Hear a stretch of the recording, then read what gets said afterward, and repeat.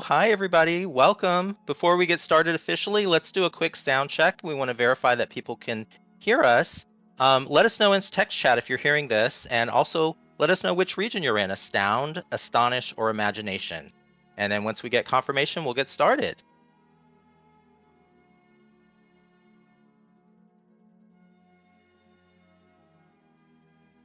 Excellent. Just verifying the regions. Okay. I think we've got them all covered. Fantastic.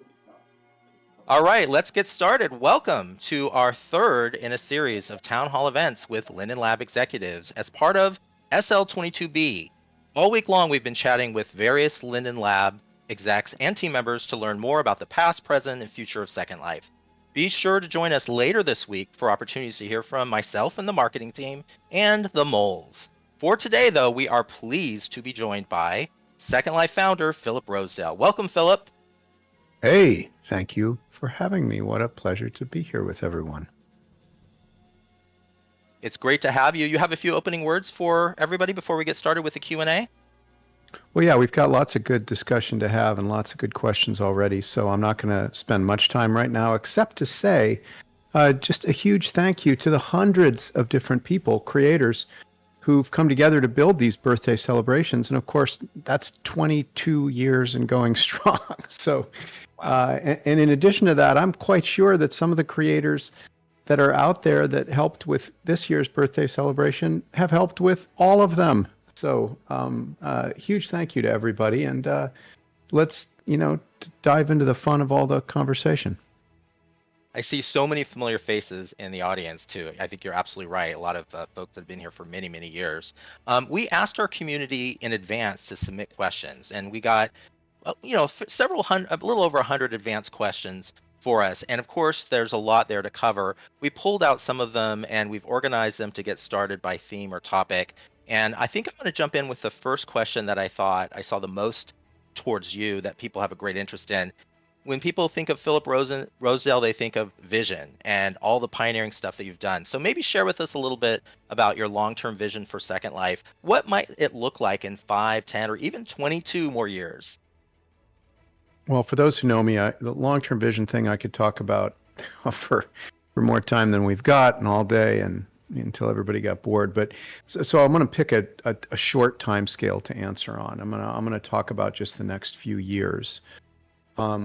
And over the next few years, I think that Second Life can do something really special, even more so than it's done, in these last 22, which is preserve diversity in an increasingly homogenous world. If I had one thing to say about Second Life right now and one thing to say about our whole community and what we're doing, it's that idea that right now, the state of the world has multiple different things. For example, AI, social media, all the geopolitical stuff that's going on, not just the United States, but all of these different things are making or are trying to make everyone in the world more similar. And in many cases, repressing differences between people. That's kind of unfortunately a big trend of the modern world and the world we're in right now. And so when I think about a vision for Second Life, I'm not going to focus on a specific feature or even reason that Second Life's there, but more just the opportunity that we have on multiple levels to stand as a real difference to that, to be a place that preserves diversity, preserves differences in a world that is unfortunately just going to become more and more the same. So that's a vision for the next few years that I really hope we can continue to deliver on. And of course, we'll talk about some of the different aspects of that. How do we make Second Life accessible to more people? Things like that as we go along in the questions here. But I think that's the vision that I would focus on to start here today. Thanks, Philip. Question related to that is, do you believe that the world is ready for Second Life to expand beyond what we know as its current user base? If not, what would it take for maybe more wide adoption of virtual worlds like Second Life?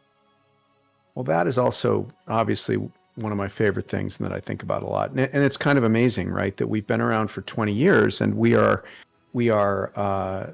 still, I think, the largest gathering of grown-ups in a virtual world in the world. We were at the beginning and we still are now. Now we're joined by amazing new projects like VR chat, but I would say that we're still the biggest environment, but of course we're not for everybody yet. We're still a tiny fraction of a single percent of people using it, where by comparison social media is used by, like, unfortunately I think, by a majority of people worldwide. So how do we get it bigger? Now everybody that's in the audience here has different ideas about this, and lots of people, I'm looking around, lots of people here in the audience have expressed those ideas directly to me at different times and in different gatherings. So I'm just going to pick the one that I still think after 22 years is the right one to focus on. And that is that to get Second Life really big, to get a lot of people comfortable doing what we're all doing right now, we still need better transmission of nonverbal cues. The two of us are sitting here right now and our avatars aren't moving, or they're just animating very simplistically with animations that I think come from the chairs that we're in. So I can't express right now what my face is expressing as I speak at my desk and what my hands are doing. I'm moving my hands right now. Can you imagine that? I'm doing it.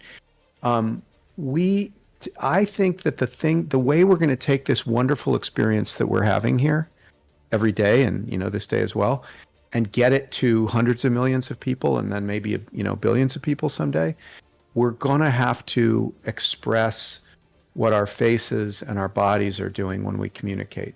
And by the way, I think that's why VR chat, for example, has become such an amazing, impactful phenomena as well. Is because, of course, when you're wearing a VR headset, you're able to express more of what your body is doing. So I think that is a big, single important thing that still has to change for us to get there. There are lots of other things. Sure, the UI is frustrating and complicated. Dressing, I think we'll touch on that a bit in this discussion, needs to get easier. But one way or another, to get everybody in here, we need to make everyone in the world comfortable talking to people they don't know. And that means better nonverbal cues. Thanks, Philip. I'd like to dive a little bit deeper into some of your personal perspectives. You've had so many years as the founder here at Linden Lab and with Second Life. With all these years that you've been here, what's your favorite thing about working at Linden Lab? Well, as most people know, I came back about 7 months ago now, or I should say I came back full time. Prior to that, I had a lab that was sharing the office here, but I wasn't working day to day on Second Life. And then, of course, for the first 10 years, I was the CEO and was, very much, in it every day with everyone.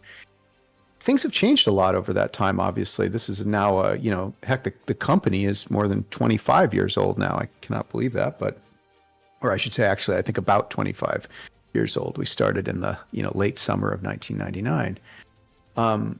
And so, though things have changed a lot, a reason that is as delightful today as it was then, and definitely is one of my favorite things about working here, is just the knowledge that we all have that we're actually working on tech that is good for people.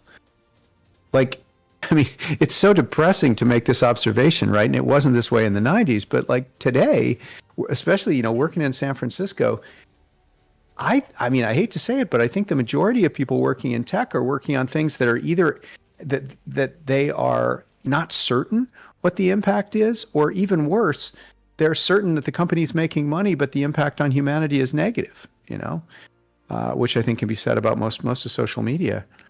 And I would say that I think for other Lindens, as well as myself, one of the things that just makes it so fun to be here is that, of course, there are ups and downs in every day, but we all know that we're doing something that's broadly helpful to and useful to and, humane and, positive in its impact on people. And I wish all tech was like that, but it's not. And so I'm really enjoying being here for that reason.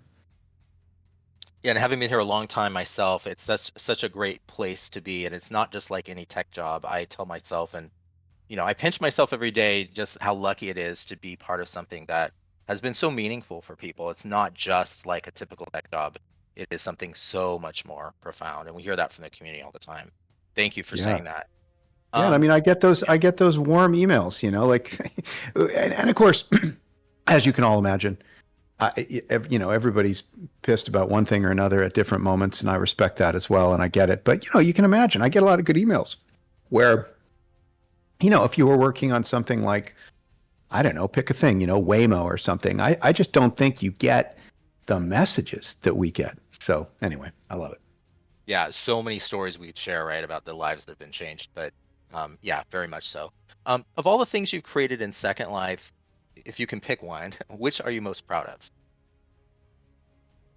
Well, from the very beginning, of course, I just wanted to see what people built. I've said this a million times, right? But more than anything, I was kind of a physics person, especially at the beginning. And so I was interested in kind of creating some laws of physics and then throwing a bunch of people into a sandbox with those laws of physics running and seeing what they made, right? So I would still say that I'm not proud of anything that I feel like I've created here, but instead, you know, I'm just proud of what other people have created, and many people that are here. So things like the art in Second Life. I mean, look around us right now. I mean, it feels like the rate at which we make great art together is just, I don't know, it's just exponentially more than the Museum of Modern Art or whatever. So art, teaching spaces, all the ways we teach here, and then all the spaces that, as I touched on at the beginning, specifically accommodate specific or differently and specifically accommodate different communities, right? And like I said before, I'm proud when people tell me how it helped, or changed them to be here. I'm super proud of that. And as you're talking, I'm seeing people give shout outs to some of their favorite spots. I see Ivory Tower, Virtual Ability, and others. So yeah, there's obviously a lot of wonderful things that have come from the community. Yeah. From your perspective, is there a hidden gem in Second Life? Something that's maybe an underappreciated place or activity that you just think more people should be aware of and or explore? Well, I mean, one answer is kind of everything's a hidden gem, right? Like one of the beautiful things about Second Life is that it contains so many hidden gems. Yeah, right. I mean, even though, our place here together is the size of Los Angeles, right? But as we all know, the range of stuff in it feels, to me at least, like way more than Los Angeles, right? It feels like the whole physical world of Earth and then some. So I would say that one thing is kind of everything's a hidden gem. So I feel it'd be kind of goofy to pick out a hidden gem. That said, I would love to see, and others have heard me say this, I would love to figure out how to go back a little bit to like what I always call the sandbox culture. People have come in, so many millions of people have come in even since I left, but there was an experience in the first few years that I had that was really amazing. And I've talked to lots of other folks that kind of had the same experience where you just find a sandbox and people are building stuff and you start talking to them and you become friends with them because you're chit-chatting about, the incredibly weird thing they're building and scripting and demonstrating for you, right? Like that kind of like sandbox culture, that building culture is something that I think was more central in the first few years of Second Life. We've not changed that by any intention. It's just, drifted. I think in some ways it's great because Second Life provides a tapestry for more experiences now. But that experience of building together feels really memorable to me. And so it's not a hidden gem, but it's something that I would like to do and, like to do more of. And yeah, and I thank you, Sarah. I do like actively building myself. Like my own pleasant times in Second Life are doing exactly that, like sitting and building something and, chit-chatting with somebody while I'm doing it. Yeah, I love the sandboxes. In fact, one of my first experiences was in a sandbox and figuring out and having people help me and figuring things out in that Right. environment. And then I think Yeah. somebody caged me as well in there. It was a little weird thing that happened, but that happens. Those That were was kind of the days. fun. That's right. Putting people in giant cage balls and rolling them down hills, right? Those were the good old days. Oh, the good old days. Yes, indeed. But yeah, but that was part of the fun and the the chaos of it.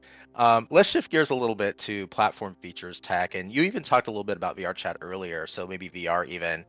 This question comes up a lot. In fact, we saw several questions. Are there plans to bring native VR support to Second Life? So it's always something that we're thinking about, but we don't have any specific plans to say on that right now. But that said, like you said, let's back up for a second and just deeply respect VR chat. VR chat demonstrated that you could rebuild an experience like Second Life entirely for headsets, which by the way, High Fidelity, my last company, also tried to do. So there's definitely an amazing set of possible new experiences that are opened up by VR headsets. On the other hand, as we all know, VR headsets, and I've seen a few people chat this up already in here, VR headsets are not for everyone, and they're not particularly well associated necessarily, I think, with people that say to whom something like Second Life appeals. So I think the overlap between VR headsets and virtual worlds is not as clear. It's by no means 100%. But that said, VR headsets allow experiences that are incredible and go beyond what we can do here in Second Life. And so we have to be respectful of that. And I think we have to salute VR chat for doing an incredibly good job of doing that and building a community, of a similar size to Second Life that is, mostly, kind of doing things on a headset. So I'm really excited about that. So we're going to keep looking at it and thinking about it, because obviously I think there's, there are capabilities Second Life has that if you could use it with a headset would open up there again completely new things.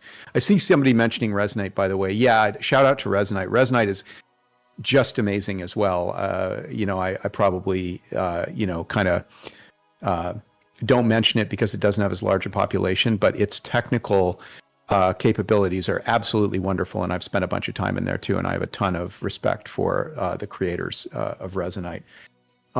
So I think that VR opens up different experiences that are really something, and that they do relate, getting back to what I said at the beginning, they relate to this nonverbal body language communication that we need to be doing. And so maybe for some people, the headset should be, a way to do that. I also think it's possible, and this is, I guess, a vision statement.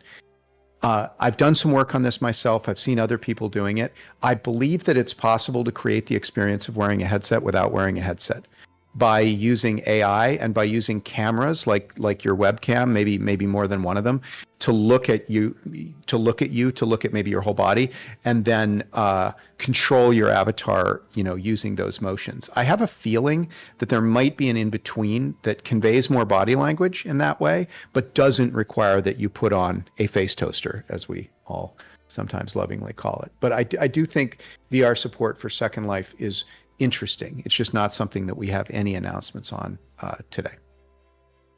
Philip, another topic that's admittedly a little polarizing. We got a lot of questions about AI, right? And you've mentioned it a few times already. So the question, I guess, best summarized of multiple questions that came in is, will AI, particularly scripted agents or avatars, play a greater role in Second Life's future? We got a lot of questions about that.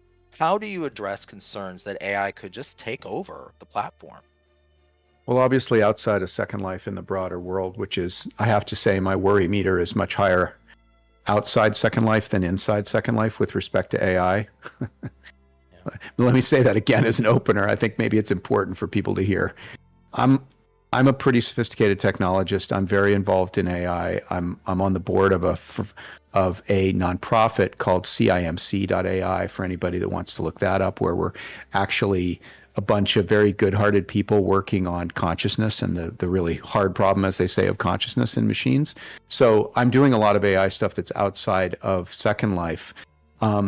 Within Second Life, though, we have been very cautious, as you've seen, and very respectful of the risks and the debate about how to use AI. We haven't done anything broad yet, and that's, with intent. We've done a few isolated experiments.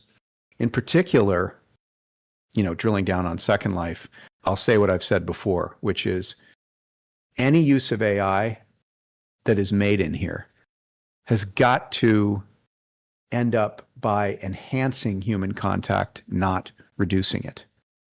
So it's got to be a use of AI that does what Second Life has always done, which is connects, caused people who, hadn't connected with each other to do so and to do so well. If AI can help that, I'm all for it. If it hurts that, we shouldn't do it. And as long as I'm here, I'm going to, I think, maintain precisely the position that I just said. More broadly, outside of virtual worlds, there are some big possibilities, but even more enormous risks to the impact that AI is going to likely continue to have in the world. And I think, of course, as we've all been talking about, it is going to cause some necessary existential risk that is going to have to cause profound change in the whole human population. There's just no question but that AI is going to force us as a species, as a planet, as occupants of a planet, to change how we work together and change how we do things, and maybe even change our economic structures. I mean, there's just a lot that is going to continue to happen. I program with it a lot. That's probably the place that I have the most experience with it. And it's just shocking what the impact of all that is going to be. I can't even make sense of it as an experienced engineer. I don't even know what's going to happen next. So it's a very exciting space. We're being super cautious and respect the risks that everybody's been raising. Thanks, Philip. A reminder to everybody, we are monitoring the text chat and we're going to circle back. We have some pre-submitted questions we're going through, but we will be taking questions from the live text chat as well. Keep them coming in. Philip, so we have a question about inclusion and accessibility. In the past, you've spoken about reaching communities like people with disabilities. Are there any current or upcoming initiatives that focus on inclusion for users with limited budgets or accessibility needs? Yeah, what I'm looking forward to in that regard is the rollout of our new voice system, which is based on WebRTC. So many folks have often used that term, but that's not a very good brand name for it. But we're working on a voice update that uses a different type of engine to handle the voice. What that is going to allow us to do, though, aside from somewhat increasing the sound quality, is to rapidly add captioning, text to speech with very sophisticated new speech generators, and language translation. We think we can do all that later this year. And captioning and text to speech are the number one accessibility requests that I'm aware of. And let me give a shout out to the many people that I've talked to in World that have been advisors to me regarding accessibility. So that's the one that I'm most excited about, is getting a new voice system in place and then being able to add captioning, translation, and voices to that. That is really exciting. I think you've just made a lot of people very happy by sharing that. So we'll keep an eye out. Very exciting. Let's shift gears a little bit, talk a little bit about Linden Lab, and basically we're hearing some concerns from residents about user growth and retention, and so forth. So how is Linden Lab addressing those concerns for growth and retention? Well, first off, and our browser-based streaming project, which is called Project Zero, is one that I personally have worked on a good deal. In addition to that, we've been working on a mobile product since before I came back. And between those two products regarding growth, between mobile and using the browser instead of the download, we've been able to get something like 10 times as many people able to get from the homepage, if you will, into Second Life. So like 10 times as many people able to try it for the first time. So that's a huge potential growth modifier. Now, and I'll get to this. At the end of the day, when you look at the number of people who kind of come back after the first session or two, it also looks like we've something like, doubled the number of people just in the experiments we've been doing with voice and with Project Zero and with browser streaming. So those are two really, really strong metrics that will allow us to grow Second Life more. Having made progress on the kind of platform access side, being able to get in with a browser rather than a download, or being able to get in on a smartphone rather than, using a computer at all. Beyond that, shifting our focus now to the details of what happens during onboarding. And as many people have talked about here, there are so many different things to improve there that they're, innumerable. There's a ton of different things we can make better about the initial experience for a new user of Second Life. We're going to also make, as we shift to those sort of experiential issues now, given that we've gotten the browser working, we've gotten the mobile client mostly working, we're going to start focusing on those things, and we're going to have a specific focus on, you guessed it, you said at the beginning when I sat down, dressing your avatar, which of course is so difficult today as opposed to when I was here 15 years ago, that not even I, the founder, can realistically, with the number of hours I have in the day, manage to put a new avatar on myself. And that is really different than it was. Now, on the flip side, we now have avatars that are much more beautiful and much more detailed and much more artistic than they ever were before. But somebody was saying it's painful watching me dress on YouTube. Yeah, it's like incredibly sophisticated now, but incredibly difficult. So as we shift, now that we've achieved this success of getting like 10 times as many people in the front door, we're going to shift to focusing on the experience they have after those first few seconds, and then more specifically focus on getting people dressed. And you've seen us do just a little bit of a down payment on that. Thank you to the creators, working on the new avatar welcome packs, but we're going to go a lot farther than that. We're going to start looking at the problem of really then customizing an avatar to make it suit you, and trying to do that easily or even modestly difficult rather than almost impossibly difficult. Well, and I love how transparent you were. You mentioned earlier, everybody may not know this, but you did like videos or live, I don't know if it was live stream or recorded, but you shared with the community your struggles trying to create an avatar, right? Or customize an avatar, which I thought was really unusual, but very honest. Yeah, it was unusual. We had quite a crowd there for those couple of times where I just sort of banged my way through failure, trying to, apply skins and not be using the demo unit, and just like all the different pieces of that were pretty funny. But as I said at the beginning, it's already gotten us a lot of design direction, because we've been able to look at those problems and use them as talking points and use them to structure design conversations. So look for updates to that coming soon, in a welcome area near you or whatever. Fantastic. Okay, so many residents feel that creativity is what makes Second Life special, but they also perceive that Linden Lab doesn't always reflect that in its messaging or even its policies. So, how, from your perspective, is the company working to support creativity, especially for those users who build on the mainland, or maybe they choose to create rather than consume? Well, there's probably at least two different ways of looking at that. There's the messaging and policies, and yeah, maybe there are ways we can do a better job to speak about what should be compelling to you as you're coming to Second Life as a creator. So good point, heard. On the actual sort of feature side, on the capabilities side, I think the thing we have to do to keep making Second Life a happy place for creators is, aside from things like there's easy stuff like keeping fees low and keeping the GDP stable and stuff, right? Like just the aggregate population, the fact that there's a currency, the fact that you can make money if you care to. That's, I think, kind of table stakes. But I think we need to keep adding creative features. So some of the things we're working on right now are Lua.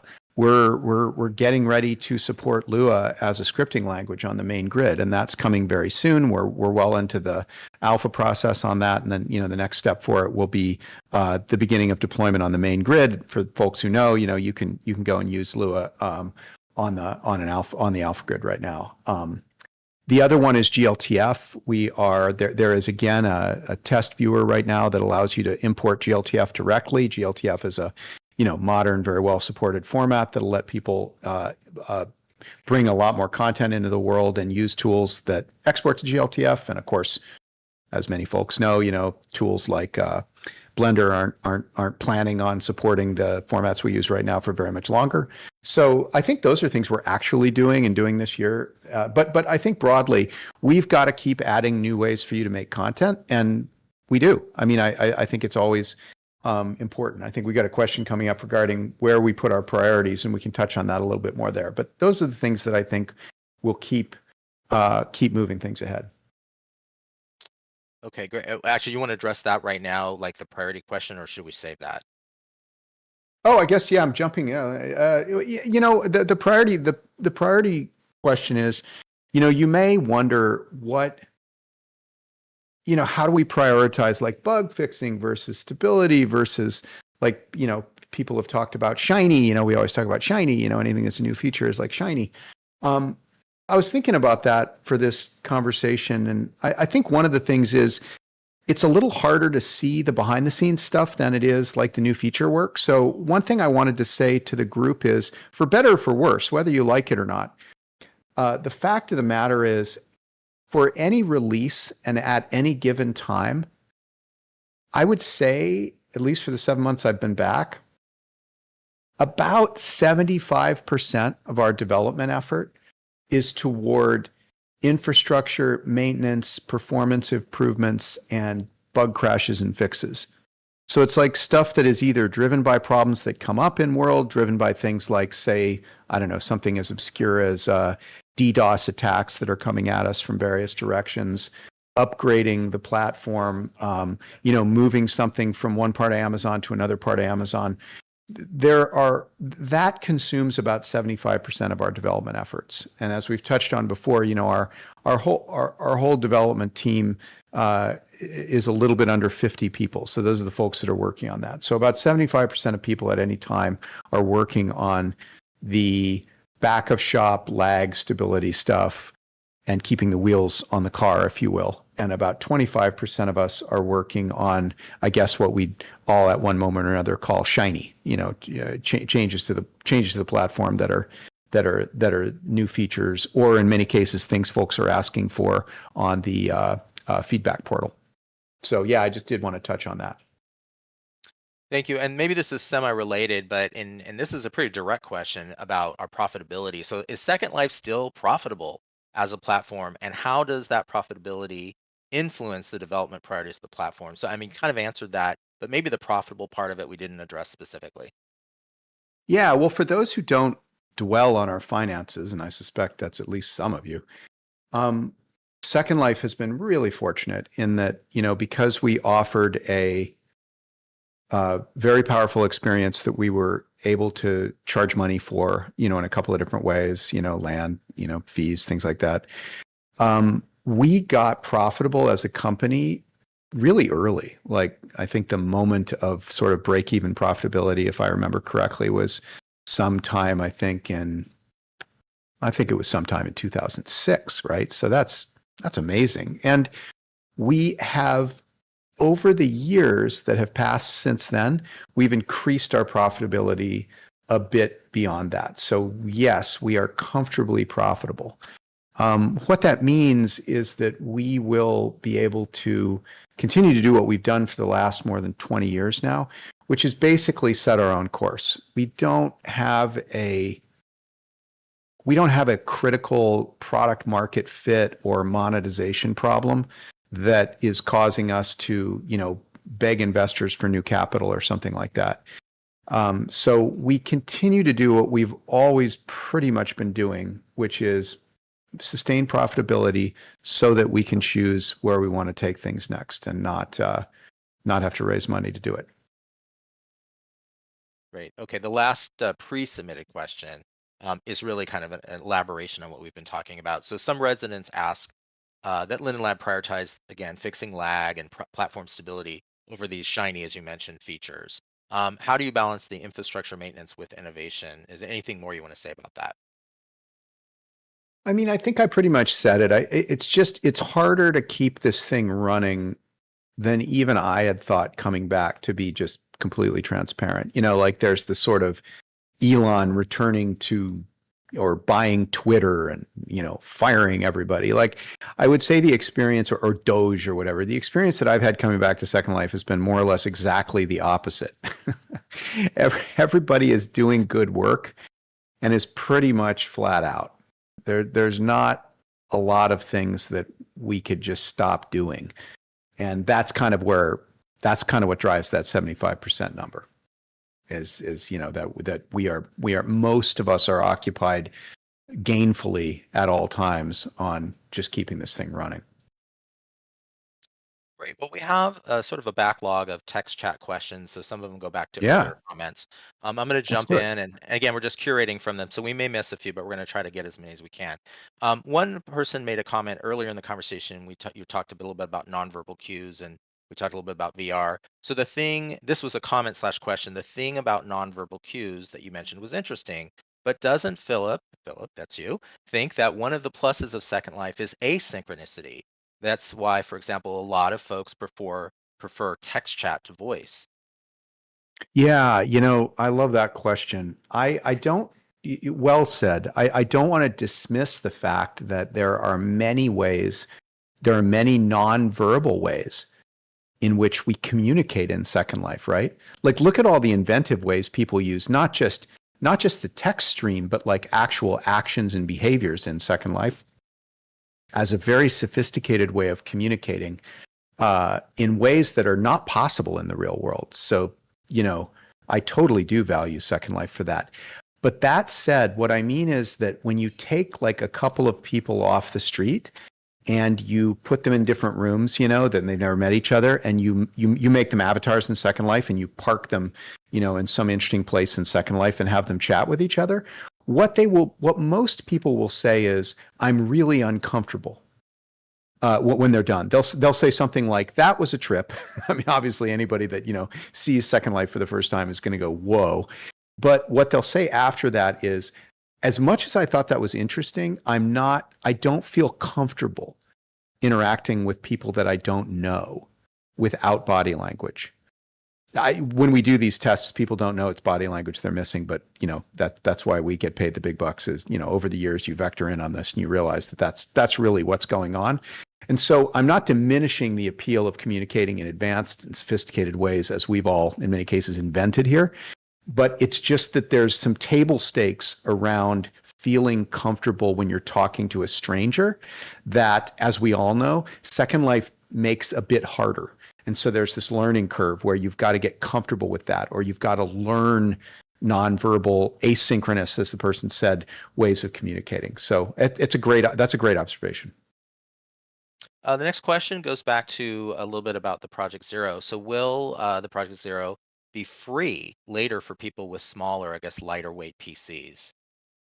Well, we certainly hope that we can make it free at some point. Like we've said in our other conversations about this, it's pretty expensive to run by the hour, basically, to do browser streaming. Of course, smartphones are not, so that's a different angle on it. But smartphones also are less capable in terms of what you can do with them. So, but my long-term hope is that we can offer browser streaming for free. We can't right now, which is why most people here, I've seen some people say it, haven't been able to use it. So right now what we're doing is we're using it for people as their first experience of Second Life. But what we hope is that we will be able to give it to everybody for free at some point, because as I've said before, the rapid advances in AI are driving the price of GPUs down very fast. And so there's kind of a crossover point where once we reach it, it'll just make more sense to offer it for free to everybody. But we aren't there yet, which is why most of you aren't. I wish I could just give everybody here perpetual access to Project Zero, because it's awesome and you don't have to use your fan on your GPU. But we can't yet. It's still too expensive. Philip, somebody asked a question about whether your personal creations are visible or visitable, I guess, inside Second Life. They say, do you have a place for us to visit to see Philip's creations and experiments? I don't, but I'm so flattered that you would ask. Let me think about that. I do have my island where people have come and met me before, and I've had some gatherings there, but that does not have content that I built. I was I was having fun building something the other day, and I know someone here in the audience, Sarah, was hanging out and chatting with me while I was doing it. So I'll try to find some opportunities to do that again. So thanks for the prompt. Maybe I'll yeah, create a little maybe I can be a kind of a a strange reclusive artist, and you can wander into my studio sometimes and watch what I'm doing. I'll think about that. Love it. Okay, so the next is a comment slash question, and if it's something, I'm not sure if you can answer it or not, but let's give a stab at this. They're asking a question about the servers and the location of servers. So this is a person coming from, it sounds like the European area or union. Will there be any closer servers to those in Europe? Were they talking about browser streaming, or are they talking about the main servers? Well, that's great. It doesn't say in the Mm-hmm. the text chat that I have. So I think in general, it's a concern. If I'm based in the UK, for example, are there any plans for server changes that might make, I don't know, Second Life run faster, if that matters. But is that If something that, yeah. Yeah, it's a good idea. We honestly, I don't think we've had a ton of time to look at that, but it's a good prompt. The answer is, now that we've moved all the servers onto Amazon, we can easily move continents to, for example, European servers or Australian servers, as I saw somebody say. So let me also just say noted. Thanks for the kick on that, because I don't know if it's something our team has thought about quite as much as they might have. But the good news is we're now, I mean, of course, it's never quite that easy, but we're now on Amazon in such a way with the servers that we should easily be able to set up different service regions. Ditto for Project Zero. That's a little bit easier. We can deploy on streaming servers that are closer to you. So that should be something that we definitely do as we start to open up access. Earlier, we talked a little bit about the polarizing nature of AI, the good and the bad of it, et cetera. I know there's some anxiety in the community, particularly those that are content creators, about AI tools used for content creation. There's a lot of layers to that, right? But the question is, just reading it verbatim, is there a plan to use some anti-AI tool over uploads in SL? And then the comment added to that is, as it's starting to get a flood, I'm just quoting here, a flood of slop and copyrighted derived artwork, textures, and models. So is there any sort of anti-AI protections or things that we can comment on at this point, or what's your perspective on that? Well, my general experience, and I'm not, I have some expertise here, but I want to qualify this by saying that there are many different types of AI content creation. So, for example, creating things with text is different than creating things with images or three-dimensional content, right? Across all those areas, though, the general thinking in the AI specialist industry seems to be that there's little hope of using AIs to detect AI created work. And I think what the person was asking for, what one might fantasize would be to say that you could, if everybody in Second Life voted and said, if everybody in Second Life said, we don't want any AI content creation, could we just attach a no AI filter to all the upload tools into Second Life? I'm pretty sure the answer to that is no. It would be impossible. Not that it's a policy issue, but simply that it is not possible.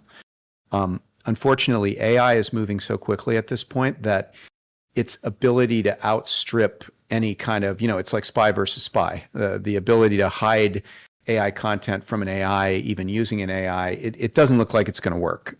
It's not going to be something we can easily do. That said, as we said earlier, we do respect that AI, for example, the conversation going on around whether and to what extent and what should be the proper approach for AI, say, making images after looking at, millions of other images, these big appropriate debates we're having as a society about the use of AI are very appropriate to apply here as well. A third observation I would make is that maybe some of you have seen it, but as people have been saying, a lot of the AI 3D content creation that I've seen so far is so bad that I don't think it would find much purchase here. Like people in Second Life are making content that's so much better than AI generated content at the level of 3D content, at least for the tools that I've seen, that I don't think it's much of a concern right now. I don't think it would be very successful here. So, but of course that could easily change. Everything with AI is changing, incredibly fast. But I mean, we're getting to a point where I just published an essay about this morning called Ultraviolet Catastrophe for those who actively read all my Substack posts, which is, I'm sure, not everyone. But I was writing about the coming disaster that is caused by AIs being able to so easily impersonate people and generate messages that they're going to completely overwhelm LinkedIn, TikTok, and all of social media with their messaging. And so we're all going to be buried in messages from people that aren't real. So that is a bigger problem than Second Life. And what that means is that, those same fake AI people, I suppose, could come and create Second Life accounts, and we're not even going to know it. So we're all going to have to deal with this problem as a community, but it's definitely bigger than Second Life. And there's not an easy way to just put an AI filter on Second Life. If we all wanted that, I respect that not everybody wants that, but I just want to clarify. There's a related comment. I had it further down the list here, but I want to move it up because you're addressing this now.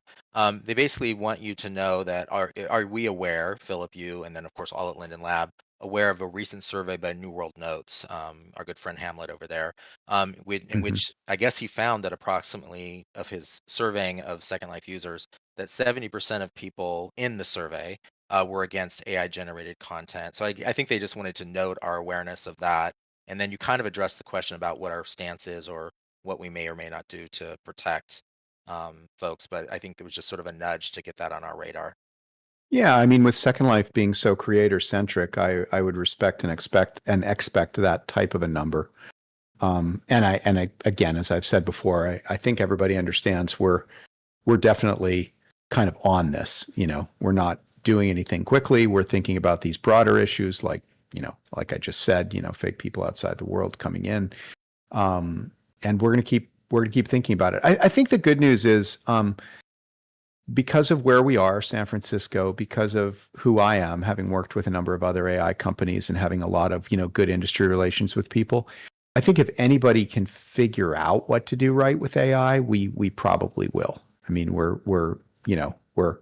I think we're looking at the issues the right way, and we're really well connected to others in the industry who could help us do anything we want to problem solve around this. But there's a lot of interest in the community and helping us, in using their skills and talents to spread the word about Second Life or even improve things like the user experience. Or, we had the Welcome Avatar Pack, as recently. We have our Creator Partnership Program. So we have a question specific. I think it comes from somebody involved with our Community Gateway User Experience Initiative. But they're asking, how can we, the community, help? From your perspective, what are the options, or how should people raise their hand and let them know what they can do, to help us? Well, thank you, first of all. What we're trying to do, that we've said in a bunch of different venues, is let everyone help us figure out how to onboard people as effectively as we've facilitated people being able to create content, right? Like, all of the content in Second Life is obviously made by everybody in Second Life, not by the Lindens. As we dive into this problem, and again, restating what I said earlier, we can get a lot more people in now to have a chance at getting them to stay in Second Life. Now that we've got that in position, we want your help figuring out how to make the initial few minutes of a person's experience like 10 times better. Now, I don't know exactly how you help us to do that, but please help us. That means experiment with different ideas and then come to us with them and say, like, so it's like, one of the things we'd love to see is for you to come to us and say, here's an experience that I think would be, for a person who had gotten into Second Life 10 seconds ago, would be comprehensible and compelling and interesting. If you've got an experience like that, where without any training, a brand new person can, come in and have a very positive experience, let us know. Brett, you just mentioned that we have a couple of different programs around trying to now work on that new user experience. So join us for those programs.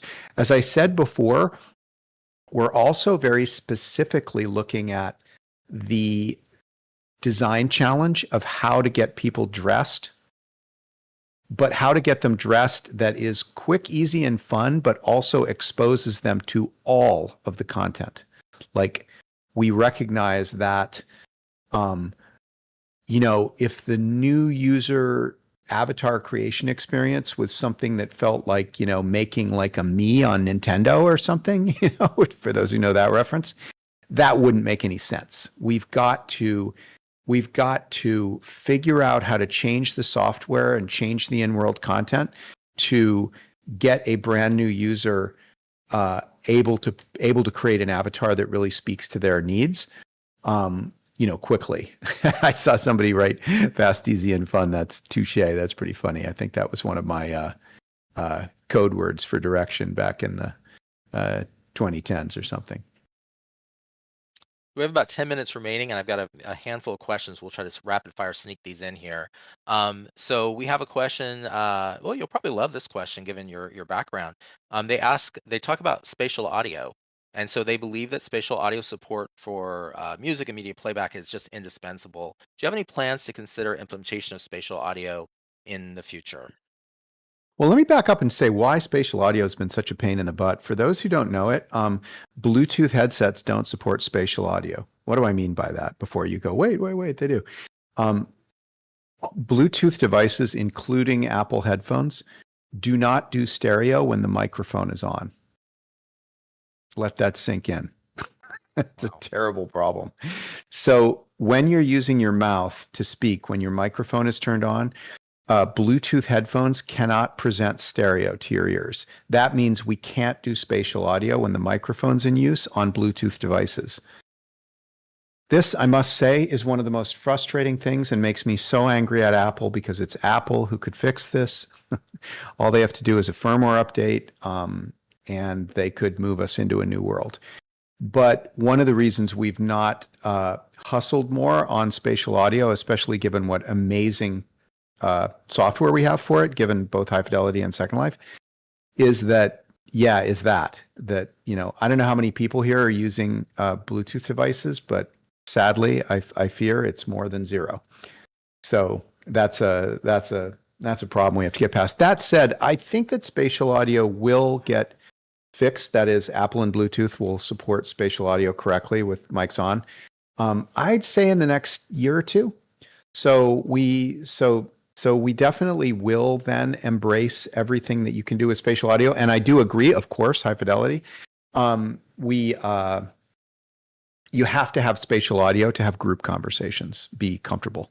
And, that's one of the many reasons why Zoom and Google Meet, suck so terribly.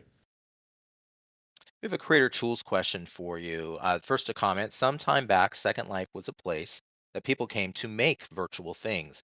But in this person's comment, they say these days it seems more like a place where people bring things that they made somewhere else in other programs, into SL. So the creation through other tools and then imported in. Are we now more destined to be a showroom of content made elsewhere, or might Second Life again get tools to create while in world, like new tools? No, we got to build more tools to create. I mean, that's a great question. Let me just, I'll give it a quick answer. The latter. I mean, Second Life has always been a place for people to create. Yes, we've made mistakes in terms of how we've built and deployed things, but in my mind, we are always should be, and always will be, a creation experience first. So if we're screwing up and we're not, we're not supporting enough of the features of Blender in World or something, then I don't know. I guess we have to figure out how to do that. We have to. I do, as many people have talked about. At the beginning, we did everything with prims, and the prims were a kind of a different kind of language for building, and so we all of us here leaned in to doing things with prims. And then when we went to mesh, because the capabilities with mesh editing were so sophisticated, we leaned on offline tools to do that, and then we imported them. Yeah, if I had my druthers, I would just have some kind of amazing, in-world mesh editing. That said, it's difficult, as we all know, because one tends to learn a tool like Blender, which has a very sophisticated set of tool sets and shortcuts and features. And then, you don't just easily learn the full power of a mesh editor in any world, no matter how well it's made. So we can think about different ways to do that. But at a high level, that's a great comment. And in my mind, we've got to always be a live building environment for creators. I think that's fundamental to our appeal, and it's how it should stay.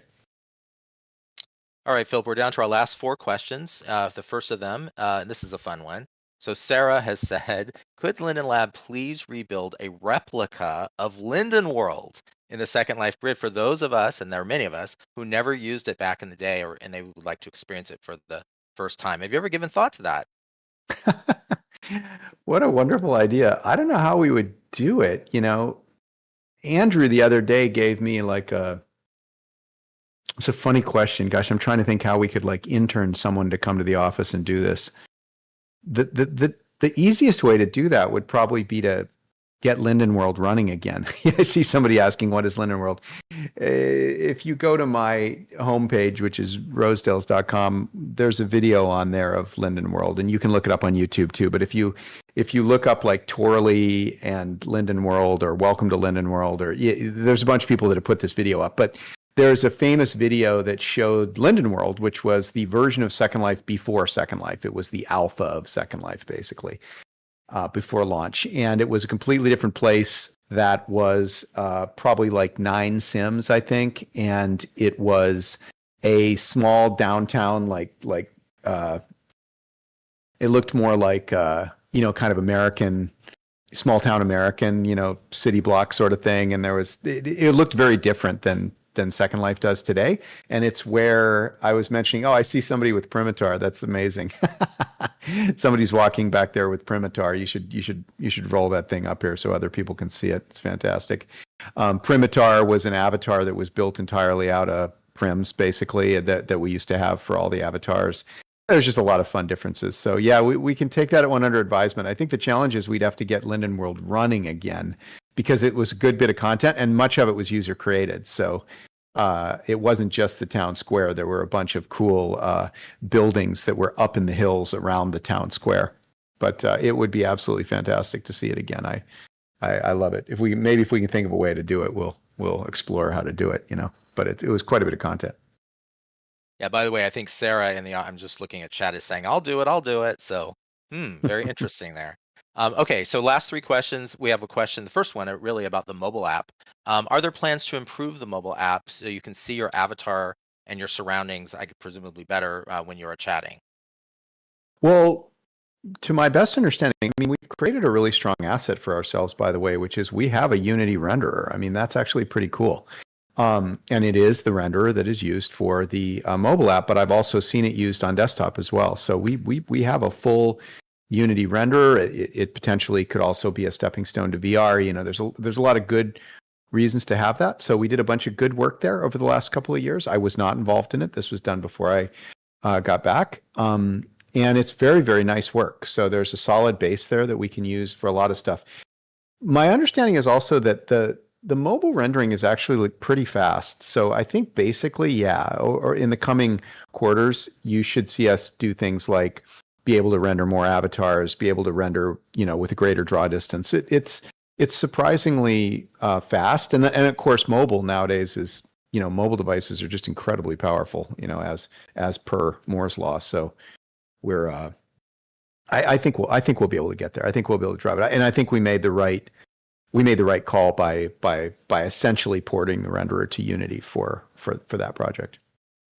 And by the way, I'd point people to, if they missed the town hall earlier this week with Grumpity and the product and engineering team, there was a little bit of even more elaboration on mobile there. And I think that's on our YouTube channel if people want to check it out. Right. Philip, so the last 2 questions here. So the first of the 2, what is the one thing that you would change in Second Life if you could? Oh, gosh. Trying to think of a pithy, funner answer to that. I mean, of course, there's lots of things I'd change. Well, one thing that comes to mind is better support for democracy and groups. We've done a lot of good work with groups, but I've begun to think that, so when we started Second Life, we didn't think about groups at all. We didn't think about social media. We didn't think about all these different things because Second Life was just a physical place. Like, to me, there was no need even for a website or anything. It was just a piece of software that you ran that simulated a virtual world. It kind of wasn't even an internet thing in my mind. It was just a place.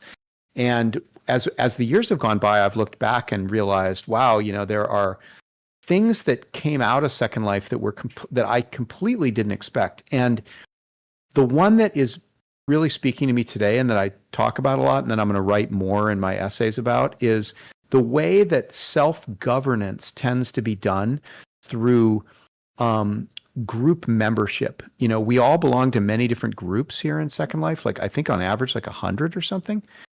And and of course, we have to constantly keep upgrading the back end and stuff to allow you to, for example, be in more groups. One of the first things I heard when I came back and that we got done recently. So I think that making groups even more powerful, particularly as it relates to governance, democracy, maybe even identity, reputation, all these different ways that we want to govern ourselves in an online world, I think can be, if I had it all to do over again, I would have looked at the group as a kind of a fundamental primitive in Second Life. And so I guess that's the nerdy answer, but that's the one I like because I'm nerdy. I love it. So let's close things out with this last question. If you could give a single message to the entire Second Life community about its future, what would that message be?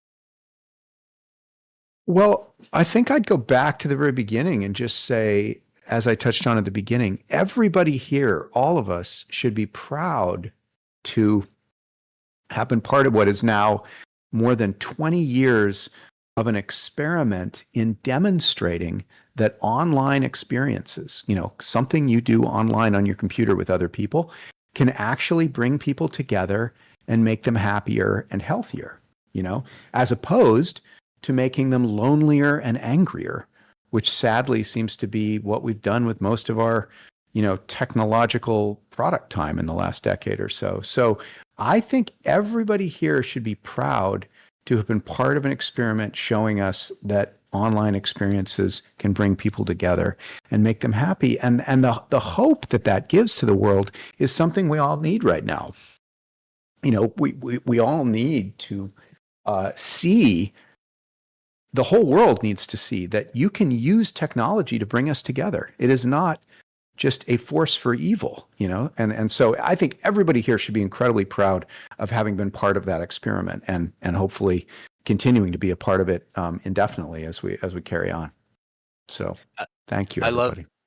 Thank you, Philip. I love that we're ending on that note. Thank you so much for joining us today. It's been great to hear your perspective, Philip. It's been great to be here. It's great to see everybody. Hello, friends. I see so many names out there I recognize. I'm going to sit here and chat for a bit. Nice to see everyone. Thanks, Philip, and thank you, everyone, for being here. We hope you'll check out the exhibits. If you haven't already, there's a lot of them at SL22B, so don't miss them. There's also the Shop and Hop event that goes on, and lots of activities and lots of events going on this week. Tomorrow, we'll have the Meet the Marketing, and then on Friday, we'll have Meet the Moles. Happy SL22B, everyone. Thanks for being here.